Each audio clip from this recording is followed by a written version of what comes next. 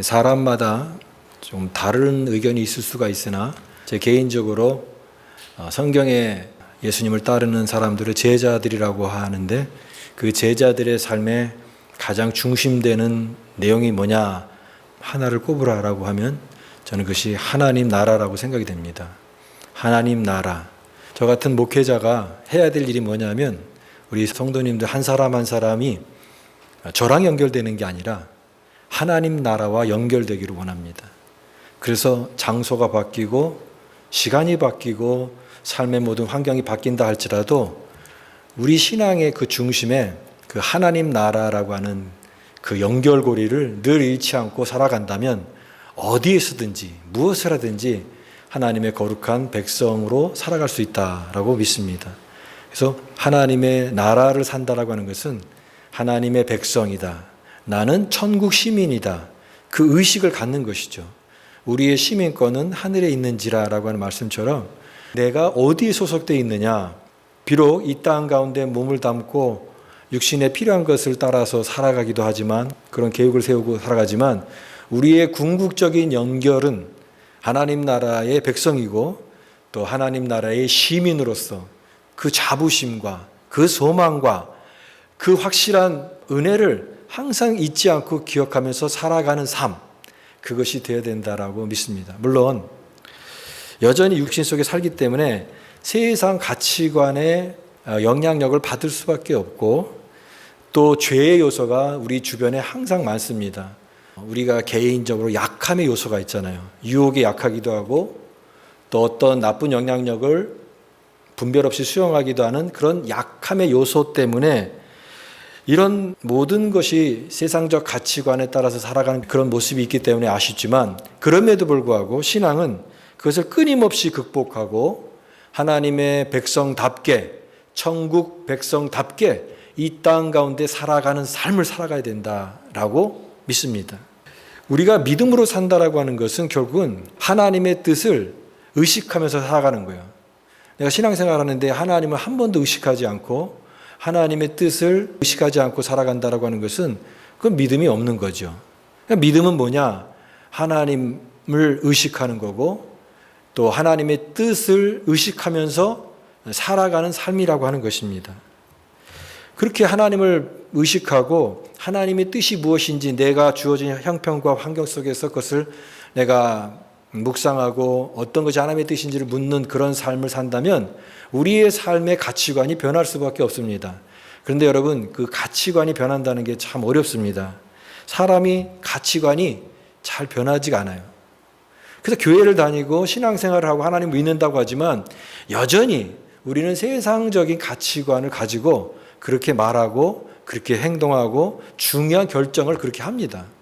그래서 그 부분에서 항상 아쉬움이 있고 또 미성숙한 모습이 나오고 또 어리석을 때 또 심지어는 어리석은 모습을 보일 때가 참 많다라고 하는 것입니다. 오늘 본문 말씀도 바로 그런 내용을 통해서 우리가 같이 은혜를 나누기로 하는데요.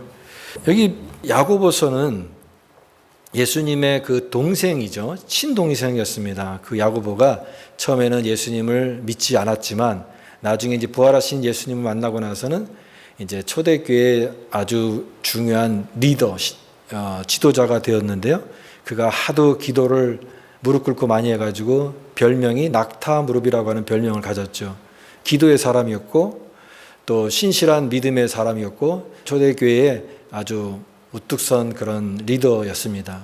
이 야고보는 특별히 믿음을 가지고 살아가는 실천적인 삶, 믿음이 어떻게 삶 속에서 실천될 수 있느냐라고 하는 행함의 문제에 굉장히 집중을 해서 믿음에 대해서 말하고 있습니다. 행함이 없는 믿음은 죽은 믿음이다라고 하는 게 야고보서의 큰 주제이죠. 오늘 우리가 읽은 이 4장의 내용도 그와 비슷한 내용으로 믿음에 대해서 얘기하는데 바로 이 하나님을 의식하지 않고 하나님 없는 삶을 살아가는 것이 얼마나 허무하고 얼마나 무의미한 것에 대해서 어리석은 것에 대해서 말씀하고 있습니다. 여기 그런 인생을 계획하는 사람의 예를 들고 있습니다. 13절 말씀 들으라 너희 중에 말하기를 오늘이나 내일이나 우리가 어떤 도시에 가서 거기서 1년을 머물며 장사하여 이익을 보리라 하는 자들아. 이제 그런 사람을 설정한 거죠. 계획을 세우고 또 어떤 사업에 대한 그런 구체적인 계획을 세운 한 사람의 예를 듭니다. 이 사람의 계획을 보니까 계획이 굉장히 구체적이에요. 어떤 도시에 가서 장소를 잘 선정을 합니다. 요즘에도 무슨 사업을 시작하는 사람들이 이제 사전 조사를 하잖아요. 어느 목이 좋다더라. 그래서 사전 조사를 굉장히 꼼꼼하게 한 것이죠. 왜냐하면 그렇게 하지 않으면 그 비즈니스가 실패할 확률이 높기 때문에 그런 관점에서 보면 이 사람은 굉장히 꼼꼼한 사람이다라고 하는 거죠. 또 거기서 1년을 머물며 1년이라고 하는 그 기간을 정한 거 보니까 굉장히 신중한 성격이고 계획성 있고 아주 신중한 그런 사람인 것을 알 수 있습니다. 또 분명한 목표가 있어요. 장사하여 이익을 보리라. 이런 목표를 가지고 있는 이 사람의 예를 들고 있습니다. 우리가 볼 때에 이 사람의 문제가 아무것도 없는 것 같아요. 무슨 문제가 있습니까? 꼼꼼하고 계획성 있는 사람의 모습이 뭐가 문제가 있겠습니까? 그런데 이 사람의 결정적인 문제가 오늘 본문에서 말하고자 하는 포인트는 뭐냐면 그 모든 계획의 철저함에도 불구하고 하나님에 대한 부분은 완전히 배제되어 있는 사람의 모습이다라고 하는 것입니다. 그 인생의 계획 속에는 하나님이 없습니다. 하나님의 뜻을 묻지도 않고 하나님이 빠져 있는 그 자신의 삶에 대한 계획을 갖고 있는 이 사람이 얼마나 허무하고 어리석은가라고 하는 내용입니다. 그는 헛된 꿈일 뿐이다 라고 하는 것이에요. 하나님 없는 자기 삶의 꿈을 쫓는 것은 그럴듯해 보이지만 이 헛된 꿈에 불과하다라고 하는 것입니다. 예수님께서도 누가복음 12장 말씀에 어리석은 부자의 비유를 드셨습니다. 부자가 소출이 많고 넉넉한 살림이 되니까 이제는 자기 노후에 편안하게 살 계획을 합니다. 그래서 더 많은 것을 모아놓고 이제는 노후에 평안하게 살자. 근데 그 부자에게 하나님께서 오늘 밤 내 영혼을 도로 찾겠다라고 말씀하십니다. 하나님에 대하여 부여하지 못하고 세상에 대하여만 부여한 사람은 이와 같이 어리석다라고 하는 예수님의 비유의 핵심인 것입니다. 인생의 불확실성, 인생의 유한함을 깨닫지 못하고 살아가는 인생 자체가 그게 성경에서 보면은 어리석은 모습이고 또 그것은 하나님 앞에서 겸손하지 못한 인간의 죄성에서 나오는 오만함과 자만심의 그런 모습이 될 수밖에 없다라고 하는 것이 말씀인 것이죠. 들으라 너희 중에 오늘이나 내일이나 어떤 도시에 가서 거기를 1년을 머물며 장사하여 이익을 보리라 하는 자들아. 근데 14절 말씀에 말씀하고 있습니다. 내일 일을 너희가 알지 못하는도다. 너희 생명이 무엇이뇨? 너희는 잠깐 보이다 없어지는 안개니라 그랬습니다. 내일에 대한 계획을 가지고 있고 꼼꼼한 계획을 세웠지만 그러나 너 자신이 얼마나 유한한 존재이고 또 얼마나 인생이 불확실한 것인지를 깨닫지 못하고 하나님 앞에서 그 자신의 모습을 깨닫지 못하는 그 인생은 어리석은 인생이다. 너희는 잠깐 보이다 없어지는 안개니라. 인생을 살다 보면은 인생의 시간들이 굉장히 짧다라고 하는 생각이 듭니다. 인생의 시간들이 빨리빨리 흘러가는 것 같아요. 제가 미국에 2004년도에 왔어요. 2004년도니까 지금 21년을 살고 있습니다. 근데 이제 LA에 가보면 그 알바라도라고 하는 길이 있어요. 그 길에 이제 처음 도착해가지고 들렸던 데가 그 햄버거 가게였어요. 버거킹. 그때 버거킹. 그때 2004년도에는 버거킹이 99센트였어요. 와퍼. 이렇게 큰 와퍼를 먹으면서 야, 미국에는 이게 햄버거 이렇게 싸고 맛있구나 라고 했던 기억이 아직도 생생하게 납니다. 근데 그게 21년 전이에요. 그래서 제가 또 추론을 해봅니다. 그러면 앞으로 내 지금 시기에서 앞으로 21년을 살면은 저는 이제 인생을 거의 다 산 거더라고요. 여러분 생각해 보세요. 여러분의 지금 나이에 21년을 더해보세요. 근데 그 21년이 굉장히 긴 것 같지만 낮잠 자다가 깨운 것처럼 어떻게 보면 금방 지나간 것 같잖아요. 어제 같고 금방인 것 같고 이렇게 인생이 어떻게 보면 긴 것 같기도 하지만 굉장히 한순간이고 짧다라고 하는 것을 느끼고 있습니다. 영혼이라고 하는 관점에서 보면 인생의 그 모든 시간들도 한 점에 불과하다. 이것을 깊이 깨닫는 것이고, 물론 젊은 사람들은 이런 말씀이 와닿지 않겠지만, 이제 오늘 보십시오. 너희 생명이 무엇이냐? 너희는 잠깐 보이다 없어지는 안개니라. 이 말씀이 가슴에 와닿고 이게 공감이 되어지면 여러분은 이미 나이가 든 것입니다. 이제 살아온 날들보다 살아갈 날들이 이제 뒤에서 계산을 해야 되는구나 라고 하는 것을 느끼면서 우리가 느끼는 겸손이 뭐냐면, 하나님이 우리 인생을 참 귀한 인생을 주셨지만 그게 생각보다 짧다라고 하는 것이죠. 인생의 시간들이 빨리 지나가고 후반으로 갈수록 더 빨리 지나간다라고 하는 것입니다. 그러니까 우리는 한 점에 불과한 존재라고 하는 것을 늘 잊지 않을 수 있어야 되고, 그럼으로써 하나님 앞에서 우리의 유한성, 우리의 어떤 그런 제한성, 이것을 생각하면서 겸손할 수밖에 없다라고 하는 것입니다. 우리는 내일을 알지 못합니다. 우리의 건강, 환경, 심지어 매일매일 자동으로 하는 호흡이, 이것도 호흡이 언제 끊을지는 사실 모르잖아요. 그러니까 확실한 건 아무것도 없다라고 하는 것입니다. 성경에서는 하나님이 이걸 모든 걸 주관하시다라고 하는 고백을 하는 거죠. 이것을 인정하지 않고 그것을 의식하지 않고 자기가 계획을 세우고 하나님이 전혀 배제되어 있지 않는 상태에서 자기 인생을 계획하는 것 자체가 오늘 야고보서에서는 그것은 어리석다라고 얘기하고 있는 것입니다. 그런 자들이 되지 말라. 오늘 말씀 속에서 그런 어떤 인간의 유한성을 의식하지 못하는 인간의 어리석음의 가장 대표적인 실수가 뭐냐면 자랑이다라고 얘기합니다. 자랑. 그 유혹이, 가장 흔한 유혹이, 어리석음을 보여주는 가장 흔한 유혹이 자랑이에요. 오늘날 여러분, 우리는 이 자랑의 시대에 살고 있습니다. 자랑의 문화가 어디에나 있어요. 사람들이 다른 사람들과 이렇게 소통을 하면서 자랑하는 걸 굉장히 많아요. 자신의 일은 없죠. 남보다 누리는 것, 좋은 것들을 사람들이 자랑을 하죠. 물론 좋은 관계성 속에서 자랑이라고 하는 것은 서로 주고받을 수 있는 좋은 소통의 소재가 되고 그 자체가 결코 나쁜 것은 아닙니다.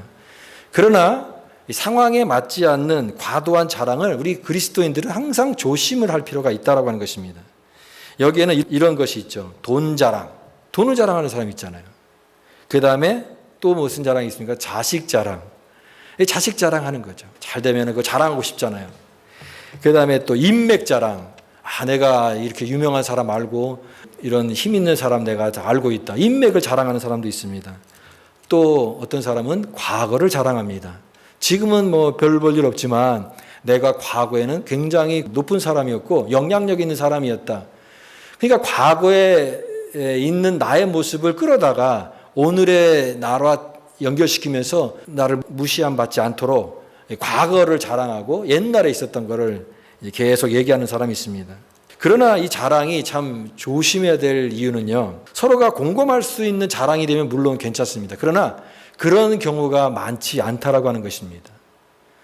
공감을 잃어버린 자랑은 피곤함이 되고요, 그 다음에 대화가 되지 않는 그 자랑은 독백이 될 수가 있습니다. 은근히 자기를 과시하는 태도는 그 상대방으로 하여금 진심 어린 마음에서 우러나는 축하보다는 상대방에게 쓸쓸함을 줄 뿐이다라고 하는 것입니다. 결국 그런 반응을 하는 게 사람이 못나거나 속이 좁아서 그런 것이 아닙니다. 자랑을 듣는 이는 다 공허하게 만드는 경우가 많습니다. 이는 왜냐하면 사람이 다 자기 위주로 생각하기 때문에 그렇습니다. 자기 위주로 생각하는 거예요. 근데 그 듣는 사람들은 항상 누구나 사람이 시기심이 기본적으로 다 있습니다. 누가 잘 되면은 그걸 축하해 줄 수도 있지만 나는 뭐지라고 하는 그런 시기심이 인간이라고 하면 다 있다라고 하는 거예요. 그리고 질투심, 또 비교의식. 저 사람 저렇게 잘 되는데 나는 뭐지? 라고 하는 것으로부터 결코 자유롭지 않다라고 하는 것입니다. 그래서 이런 공감을 잃어버린 자랑이 상대방에게 상처를 줄 수도 있고 상대방의 마음을 얼어붙게도 만들 수 있고 공허하게도 만들 수 있다라고 하는 것을 기억해야 됩니다. 그래서 지혜자는 이렇게 권면합니다. 남이 나를 알아주지 않음을 걱정하지 말고 내가 남을 제대로 알지 못하는 것을 걱정하라. 참 멋있는 말이죠. 사람은 다 누구나 자기를 알아주기를 원하고 자기를 드러내기를 원하는데 그건 성숙한 사람의 모습이 아니라 다른 사람의 관심에 귀 기울이는 사람, 다른 사람을 또 그 사람의 생각을 알려고 하는 그런 사람이 더 성숙한 사람이고 깊은 사람이 될 수 있다라고 하는 것을 항상 명심을 해야 됩니다. 그래서 여러분 오늘 이 야고보서는 자랑이 허탄한 것이다 라고 말씀합니다. 16절 말씀, 이제도 너희가 허탄한 자랑을 하니 이러한 자랑은 다 악한 것이라. 악한 것이라. 허탄한 자랑이라고 되어 있는데요, 이 허탄하다라고 하는 말은 오만과 교만을 말합니다. 자랑이라고 하는 것은 그 안에 어떤 요소를 갖고 있냐면 오만함이 들어있고 또 교만함이 들어있다라고 하는 거예요. 하나님 앞에서 겸손한 게 아니라 오만을 드러내는 거죠. 근데 여러분, 하나님이 가장 싫어하시는 게 뭔지 아십니까? 하나님은 교만을 싫어하세요. 그래서 하나님은 교만한 자를 대적하시되 겸손한 자에게는 은혜를 주신다 그랬습니다. 교만한 자에게는 대적하신다고 했습니다. 대적이다라고 하는 말은 군대를 배치하다라고 하는 뜻이에요. 생각해 보세요. 하나님이 군대를 배치해가지고 누구를 대적하십니까? 교만한 사람. 하나님 없이도 뭐 자기가 뭐 대단한 것처럼 이렇게 하는 그 교만한 사람을 꺾으시기 위해서 하나님이 군대를 그 앞에 배치해서 그 사람을 넘어뜨리려고 하십니다. 왜냐하면 하나님은 교만한 것을 싫어하시거든요. 그러나 하나님은 누구에게 은혜를 주십니까? 겸손한 자에게 은혜를 주십니다. 이것은 뭐 우리 세상적으로 나는 뭐 아무것도 못해요, 뭐 이렇게 인간관계 속에서는 그 겸손의 의미도 있겠지만 더 깊은 의미에서 우리가 유한한 자이고 또 우리가 하나님에 의존할 수밖에 없는 존재라고 하는 것을 늘 인식하는 데서 오는 겸손함인 것입니다. 하나님을 인정하고 난 하나님이 없으면 살 수가 없습니다라고 하는 것을 하는 것이 성경이 말하는 겸손인 것이죠. 그런데 그런 겸손이 없이 마치 자기가 대단한 것처럼 유한성과 부족함을 망각하는 모든 자랑은 허탄한 것이다. 그런 의미에서 자랑은 하나님의 영광을 빼앗는 것입니다. 내가 이만큼 해서 했던 것이 내 노력입니까? 물론 내 노력도 있고 내가 열심히 했기 때문에 여기까지 온 것이죠. 그러나 우리 겸손히 말하면 어떻게 된 것입니까? 그것이 하나님의 은혜라고 얘기하지 않습니까? 내가 오늘 나된 것은 하나님의 은혜다. 하나님의 은혜를 나타내고 하나님이 나와 함께 하셨기 때문에 이렇게 왔습니다라고 하는 고백이 겸손인 것인데, 내가 이렇게 여기까지 와서 내가 이렇게 노력해서 내가 내 힘으로 내 의지로 내가 이렇게 했기 때문에 이것을 이룬 것이다라고 하는 것 자체가 허탄한 자랑이고 하나님의 영광을 드러내야 되는데 하나님의 영광을 빼앗는 것과 똑같은 것이다라고 하는 것이죠.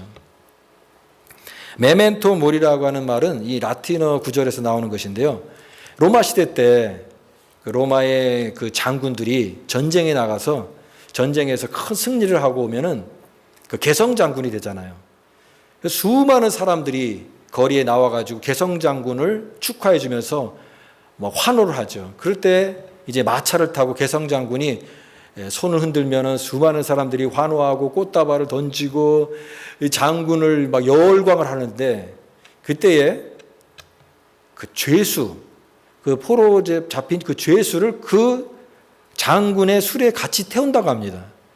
그러면서 장군을 사람들을 위해서 사람들이 막 환호하고 열광할 때 그 죄수가 계속 외치는 말이 뭐냐면 메멘토 모리, 메멘토 모리. 그 뜻이 뭐냐면 당신도 언젠가는 죽습니다, 이런 뜻이에요.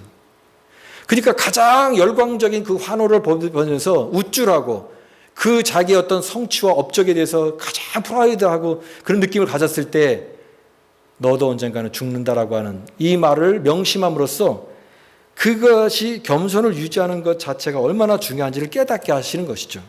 오늘 우리도 살아가면서 자랑할 때가 많잖아요. 그러나 우리는 아까도 말씀드린 것처럼 우리는 하나님 나라의 백성입니다.